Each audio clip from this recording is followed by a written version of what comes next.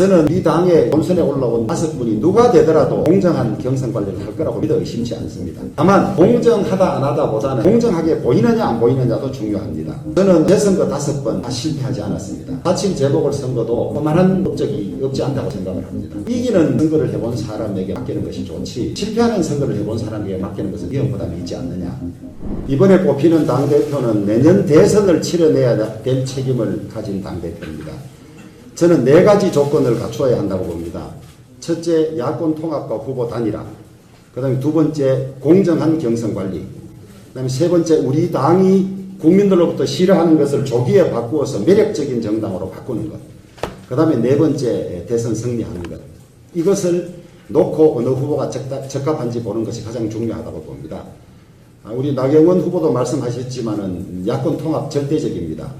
안철수 국민의 당과의 통합, 도장 찍기 전에 그만뒀습니다. 통합하고 나면 주호영 저거 통합의 공을 가지고 당대표 거저하려고 한다는 소리 듣기 싫어서 제가 안 했습니다. 그 사이에 당협위원장 공모가 나가서 약간 우려스러운 상황이 있습니다. 이 통합을 가장 잘할 사람이 누구냐 그걸 봐야 하고, 2번째, 당 밖에 있는 윤석열 총장이나 또 혹은 김동연 부총리 이런 사람을 데리고 올 수 있는 방법 서로 다 있다고 하죠. 저는 2주 전에 어느 토론회에서 제가 당대표가 되면 바로 입당하겠다고 했는데 아직까지 아니라는 말이 없습니다. 그걸로서 여러분들에게 과연 누가 잘할 수 있는지를 판단하는 기준으로 삼았으면 좋겠습니다. 다음에 공정한 경선 관리입니다. 우리가 2007년 대선 때 당대표에서 10년 만에 정권을 창출했던 강재석 대표가 경선 이후에 아무런 공직에도 나가지 못했습니다. 치열한 경선을 관리하느라고 이쪽 저쪽에서 다 내 편을 들지 않았다고 했기 때문입니다. 저는 우리 당에 지금 이 본선에 올라온 5분이 누가 되더라도 공정한 경선 관리를 할 거라고 믿어 의심치 않습니다. 다만 공정하다 안 하다보다는 공정하게 보이느냐 안 보이느냐도 중요합니다. 누가 됐을 때 공정성 시비가 일어날 수 있는 사람은 선택하지 않아야 되는 것이 아닌가 그렇게 말씀드리고 싶고요. 우리 당 책임당은 28만 5천, 민주당 권리당은 80만입니다. 우리 당 지도부가 너무 자주 교체되고 비대위 체제가 들어오고 하면서 당의 기초를 튼튼히 하는 일을 하지 않아서 이렇게 당원이 찌그러들었습니다.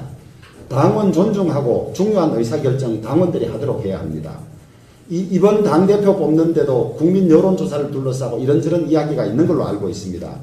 우리가 당원을 존중하지 않은 채 자꾸 국민 여론 민심하는 걸 찾는 사이에 우리 당의 당원은 100만에서 28만으로 찌그러들었습니다. 다시 민주주의의 본질로 돌아가야 한다고 봅니다. 당원들에게 권리를 주고 그 당원들이 당의 중요한 의사결정하는 당으로 돌아가야 할 거라고 봅니다.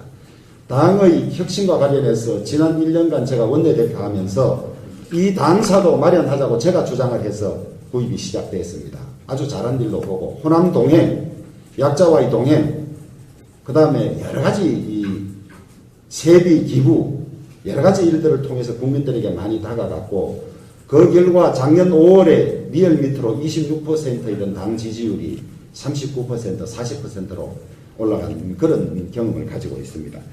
마지막으로는 대선 승리입니다. 듣기 불편하실 수도 있지만은 저는 지난번 황교안 대표가 당선된 전당대회 걱정을 대단히 했습니다. 자기 선거를 한 번도 경험해보지 않은 분께 총선 사령탑을 맡기는 것의 문제점을 여러분 고민해보자고 호소를 했었는데 그 말을 잘 이해를 못하시더라고요. 저는 재선거 5번 다 실패하지 않았습니다.